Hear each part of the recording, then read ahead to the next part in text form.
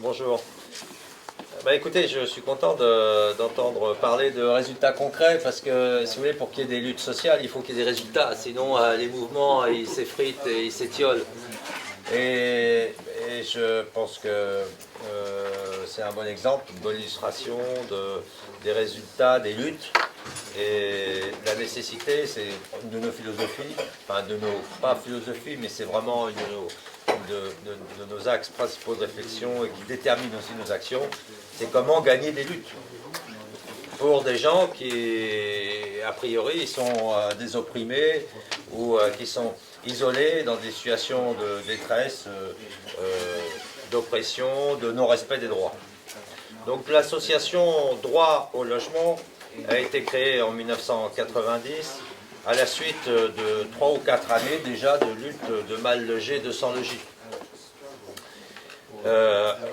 Principalement, elle est née du principe qui avait été établi précédemment par une structure qui s'appelait le Comité des mal logés et qui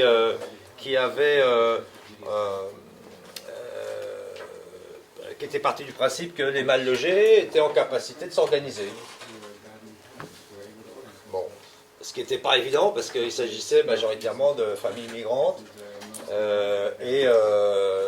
qui, a priori, à qui il n'est pas forcément donné de s'organiser aisément. En tout cas, les populations migrantes, en général les populations pauvres, c'est un problème qu'on a toujours, je pense même au niveau politique, ont plus de difficultés à s'organiser que les patrons ou les médecins, ou les notaires, pour parler d'actualité. Et donc, le pari un peu déjà du comité des mal logés et de droit au logement, c'est de dire oui, les mal logés, les sans logis, ceux qui sont un peu les laissés pour compte, qui sont même les laissés pour compte des politiques du logement, peuvent s'organiser, revendiquer des droits. Après, il a fallu organiser des luttes. On a appris à faire des luttes ensemble. Moi-même, bon, j'ai connu ces problèmes-là parce que j'étais squatteur. Et donc, mes compétences de squatteur, c'est-à-dire d'ouvreur de porte, et sachant occuper un immeuble vide, donc j'avais été sollicité pour loger des personnes qui étaient sinistrées. À la suite d'incendies, à l'époque, on les laissait dans la rue, dans des hôtels. Et au bout de quelques semaines, on les jetait dehors. C'était une période aussi où, en France, en tout cas à Paris particulièrement, on a connu des politiques d'épuration sociale. Alors, de gentrification, on peut dire en mode anglais. Nous, on préfère épuration sociale parce que c'est plus parlant, parce qu'en réalité, ça parle de ceux qui sont foutus dehors, et pas de ceux qui arrivent. Et donc, les Chirac avaient d'une part mis en place une loi, la loi Méhaignerie, qui mettait par terre les politiques d'encadrement des loyers, et donc qui fragilisait les locataires et les classes populaires. Et d'autre part avait lancé une grande opération d'urbanisme qui s'appelait la reconquête de l'Est parisien. L'Est parisien, c'est les quartiers populaires. Et donc, voilà, au moins, ils avaient le mérite d'être relativement explicites à l'époque, et ils affichaient leurs intentions.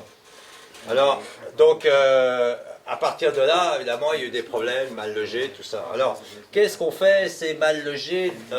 Ils ont fait des campements, ils ont fait des réquisitions, occupation d'immeubles vides, plus ou moins médiatiques.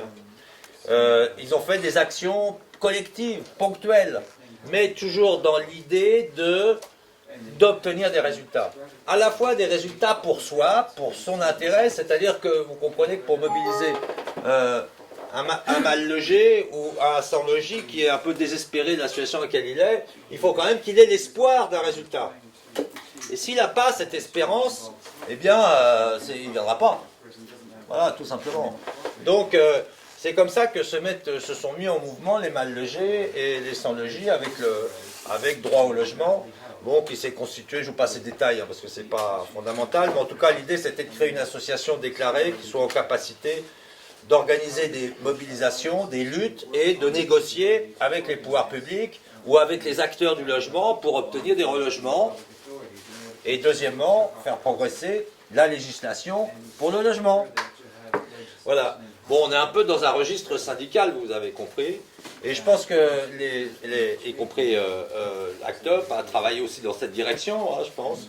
Et les mouvements de féministes, aussi, les mouvements de femmes aussi, bien sûr, essaient d'avancer concrètement et d'obtenir des résultats, sinon on se heurte à un mur. Alors, ça c'est...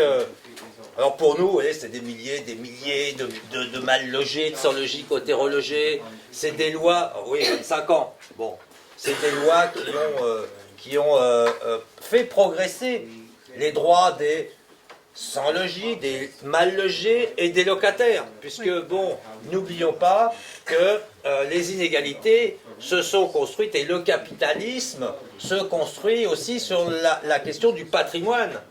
Exactement. Donc, n'oublions pas que vous avez vu les travaux derniers de Piketty, les travaux, qui ont mis en évidence que nous on sait depuis longtemps, mais au moins qui ont permis de mettre les choses à plat, c'est-à-dire que les inégalités de patrimoine, à la fois le patrimoine mobilier, mais aussi le patrimoine immobilier, les inégalités se creusent de plus en plus en faveur des 10% les plus riches, des 1% les plus riches, des 100 plus riches du monde. Vous voyez, bon, on en a reparlé encore récemment grâce aux travaux du Crédit Suisse, donc qui ont été relayés par Oxfam. D'ailleurs, je ne crois pas que l'intention du Crédit Suisse c'était de faire de la publicité sur les inégalités. Mais bon, en tout cas, c'est intéressant parce que, voilà, nous, on avait vu aussi ce problème-là parce qu'il y a quelques chiffres qui sont sortis. Heureusement, je ne lis pas l'anglais, alors bon. Mais quelques chiffres qui avaient été traduits en français, on va dire. Rappelant que la France est le 3e pays en nombre de millionnaires, les États-Unis étant en tête, hein, bien sûr. Et donc, avec nos 2,4 millions de millionnaires, aujourd'hui, on en a gagné 140 000 entre 2013 et 2014. 240 000, pardon. 240 000 millionnaires de plus entre 2013 et 2014. Vous vous rendez compte, c'est plus que nos grandes villes, là, c'est énorme. Bon, ces millionnaires, il faut relativiser tout ça, on ne va pas rentrer dans le détail, mais si vous voulez, c'est un élément intéressant pour voir qu'en France, pays normalement censé avec une protection sociale et consorts, produit massivement et de manière très rapide des inégalités, notamment à travers les inégalités, enfin à travers surtout les inégalités de patrimoine. Bon. Alors, et d'ailleurs, ils sont assez pessimistes puisqu'ils disent qu'en 2019, on comptera en France 4 200 000 millionnaires. Alors 4 200 000 millionnaires, imaginez ce que ça représente, c'est-à-dire, ça veut dire 4 200 000 ménages, a priori, bon, même si les riches se marient entre eux, bon, disons, ça représente quand même 10 millions de personnes. Quand on met tous ceux qui travaillent à leur service direct ou indirect, je pense notamment à l'industrie de luxe, qui est un des fleurons de l'économie française, je crois. Hein, bon. Et donc, ça fait quand même beaucoup. Donc on peut dire, là, attention, les riches gouvernent notre pays, très clairement. Donc la menace est assez sérieuse, on va dire même au niveau mondial, vous savez, l'histoire des 100 plus riches qui détiennent plus que la moitié la plus pauvre de la population, etc. Bon, c'est des chiffres frais. Nous, pour droit au logement et pour le réseau Novox auquel on a participé, eh bien, on considère qu'évidemment, depuis longtemps, les classes populaires sont aujourd'hui menacées à la fois dans leur protection sociale, à la fois et dans leur survie. Donc c'est une question aussi de survie qui se pose à terme pour les catégories les moins riches de la population. Alors, que sont les classes populaires? Pour poser un peu cette question, nous, on a l'impression que, en tout cas, ils doivent être dans la moitié la moins riche de la population mondiale, puisque, bon, 600 personnes détiennent plus que, vous voyez, là, bon, là, on y est, hein, on voit assez bien de quoi il en retourne. En France, on a l'habitude de considérer, vu sous l'angle du logement, que les 30% des ménages les moins riches sont considérés comme des pauvres. Eh oui, ils sont considérés comme des pauvres. Ça ne se dit pas, mais quand on regarde la façon dont sont construites les politiques du logement, par exemple, on considère que les plus pauvres doivent avoir un logement spécial, on doit leur construire des logements spéciaux, on doit les aider plus pour se loger, et on fait du logement très social. On appelle ça PLAI. Et ça vise le tiers de la population la moins riche. Autrement dit, en France, aujourd'hui, on considère qu'un tiers de la population est en en situation de pauvreté. Bon, voilà, donc ces classes populaires, pour nous, eh bien, ça revient toujours aux mêmes questions. Il faut qu'il y ait des luttes, faut organiser, il faut qu'elles s'organisent, il faut les aider à s'organiser, il faut qu'elles mènent des luttes, qu'elles défendent des droits et qu'elles obtiennent des avancées. Alors sur la question du logement, bon, on a obtenu des avancées, je le disais là tout à l'heure brièvement, mais on a obtenu le droit au logement opposable, c'est une loi qui reconnaît le droit au logement, qui est mal appliqué, mais qui existe, qui est là et qui est le fruit des luttes, qui est une conquête et qui est le fruit des luttes des mal logés, des sans-logis, que évidemment beaucoup s'évertuent d'hommes politiques ou de responsables politiques s'évertuent à discréditer. Parce qu'elle n'est pas appliquée, donc inapplicable, donc on la fout à la poubelle. Vous voyez, c'est un peu ça le raisonnement. Bon. On a aussi la question du droit à l'hébergement, qui est pour nous moins important, mais qui est quand même très important pour les gens qui sont dehors, et qui est une obligation qui pèse également sur les pouvoirs publics, sur l'État français, d'accueillir toute personne en situation de détresse, et de le maintenir dans cette structure d'accueil jusqu'à son relogement, avec des soins, le nourrir, etc., etc. On voit bien que cette disposition est violée de manière constante.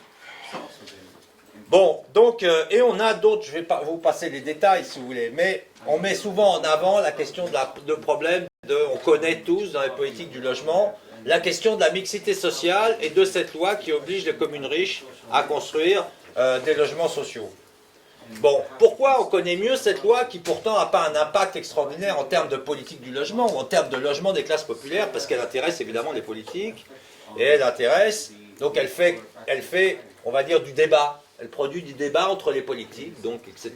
Donc oui, moi, toi tu veux pas loger les pauvres, t'es un méchant, mais toi tu vois, c'est un peu ça, et moi les pauvres j'en ai trop dans ma commune, bon, ça me coûte cher, avec un Premier ministre qui vient de déclarer récemment que bon, il fallait désormais, qu'il dénonce une prétendue existence de ghetto qui serait dangereux pour la société française. Bon. Avant, les classes populaires étaient logées dans les centres-villes. Les centres-villes, c'était les quartiers ouvriers longtemps. Puis il y avait une répartition dans l'espace, il y a toujours eu cette répartition dans l'espace, elle n'est pas nouvelle. Bon, la ville de Moyen-Âge a été certes une ville où les classes sociales, entre guillemets, étaient un peu mélangées. Mais la ville moderne a créé des espaces spécifiques pour les différentes catégories sociales. Et au fond, quand la bourgeoisie a décidé d'accélérer la production de logements pour les riches à Paris, dans l'ouest parisien, c'est parce qu'ils se sont dit attention, attention, il y a le choléra, il y a les épidémies, etc. Donc on se casse d'ici et on laisse les taudis entre eux, et les habitants des taudis entre eux. Heureusement, il y a des médecins qui ont dit c'est pas parce que là que vous n'allez pas avoir le choléra, donc ils se sont dit tiens, on va mettre des égouts. Bon, alors, on va créer des égouts. Bon, c'est comme ça que progressivement, il y a des politiques du logement un peu urbaines, d'urbanisme, etc., qui ont été mises en place. Mais je reviens toujours à la situation qu'on connaît, qui est celle d'aujourd'hui, où il y a une raréfaction, il y a les questions environnementales et il y a la question de la suroppression ou des menaces de guerre. Bon, alors les guerres, les épidémies, et puis surtout les inégalités sociales et la guerre économique comment dirais-je, qui est la guerre la plus violente à l'égard des classes populaires, des classes fragiles. Alors, quels sont les... Je dirais que, oui, c'est vrai, sur 25 ans, un bilan de 25 ans, on peut dire, oui, on n'a pas gagné tout. D'ailleurs, je me souviens, quand on a créé l'association, certains d'entre nous disaient, oh, on va y aller en quelques mois, ça sera réglé, c'est quand même un problème mineur, cette question de la crise du logement et des mal logés. Bon, et 25 ans, on y est encore, et en plus, on peut dire, d'une certaine façon, la situation, sous certains angles, la situation s'est aggravée. Le capitalisme a fait son lit, et la spéculation immobilière, les profits pouvant être tirés justement de cette politique d'urbanisme ségrégative, le renchérissement des prix, des loyers, la dérégulation des rapports locatifs, tout ça a contribué à accentuer les inégalités sociales en matière de logement. Donc maintenant, bon, il y a le thème de la révolution sociale, la révolution sociétale. Bon, moi je suis d'accord. Je trouve pas que enfin, la question sociale, elle est là, elle est encore là, quoi. Bon, la question sociétale aussi est là. Et donc les choses sont, il ne faut pas forcément les diviser ou dire on va de la révolution sociale à la société. Non, ça ne marche pas. Non. Donc on a bien entendu que les luttes des femmes ou les luttes des homosexuels ou des gens, ou de, comment on dit, des LGBT, voilà, sont anciennes. Elles ne datent pas de mai 68, quoi. Ouais. Bon, de la même façon que la lutte de classe, elle est toujours là. Et elle est encore plus vigoureuse. Et malheureusement, c'est les opprimés aujourd'hui qui, je veux dire, se défendent le moins bien. Alors, peut-être pour terminer, parce que je crois que j'ai bientôt mon temps. Ouais, voilà. Bon, donc il y a deux choses qu'il faut que je dise. On a besoin d'argent. Non, pas un numéro de téléphone. Non, pas du tout, pas du tout. Pas du tout. Alors, pour dire que, néanmoins, on s'organise. On s'organise. Donc, au niveau européen, se met en place, sur ces luttes du logement, il y a une coalition qui se met en place au niveau européen et qui va mener, qui progressivement, en tout cas c'est assez frais, c'est un an, 2 ans, 1 an et demi. Et donc, cette coalition mène des campagnes, va lancer des campagnes sur différents thèmes. Par exemple, vous avez en France le marché international des promoteurs immobiliers qui se tient tous les ans à Cannes et qui organise en fait des politiques immobilières rentables. C'est les prédateurs de l'immobilier qui vont de pays en pays. Quand il y a une crise immobilière, on change de pays. On file les recettes pour faire monter les prix. On aide les États, on leur dit aux conseillers fiscaux comment faire obtenir de la défiscalisation et qu'est-ce qu'il faut faire ici et ça. Et puis ping, les prix montent. Bon, c'est bon, nous on a vendu nos trucs, on se casse ailleurs, on va dans le pays d'à côté. Et c'est bon, ça c'est le MIPIM, le marché immobilier dans lequel il y a les banques, on va trouver les banques, les compagnies d'assurance, les promoteurs immobiliers et surtout les collectivités territoriales, les collectivités publiques qui viennent pour vendre des terrains, pour se désendetter ou pour faire un peu d'argent pour pouvoir faire autre chose après. Bon. Donc pour vendre des terrains ou pour ramener des populations plus riches qui vont payer plus d'impôts ou des sièges de société, etc., etc. La concurrence entre entre les villes, les grandes villes, les villes mondiales et je sais pas quoi. Donc ça c'est le MIPIM. Ça va être le 15 mars, 15 et 16 mars, donc il y aura des mobilisations autour de cette question. Le deuxième point, c'est qu'il y a une campagne également qui va... alors n'oubliez pas, le 27... Alors le mouvement social aussi est un peu quand même... Le mouvement social en France, on a participé activement dans les années 90 au mouvement social. Bon, et là, il y a une initiative qui va se tenir le 27 février et qui va réunir syndicats, associations qu'ils souhaitent, de lutte, de défense des droits, ou social ou sociétal, hein.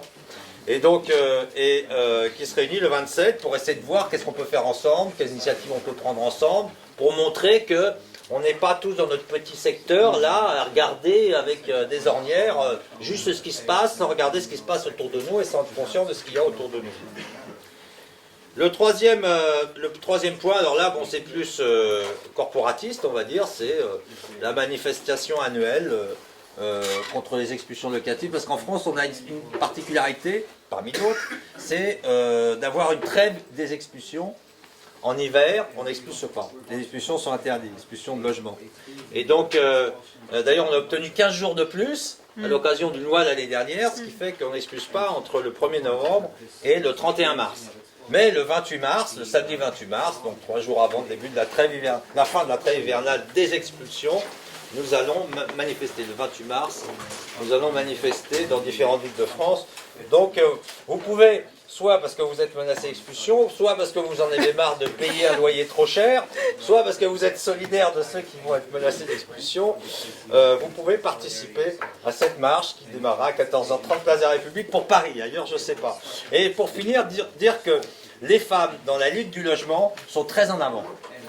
Elles sont très en avant et c'est elles qui conduisent en réalité, qui tiennent Et c'est grâce à elle que les droits des mal logés progressent en France, ou qu'il y en a qui obtiennent des solutions de logement.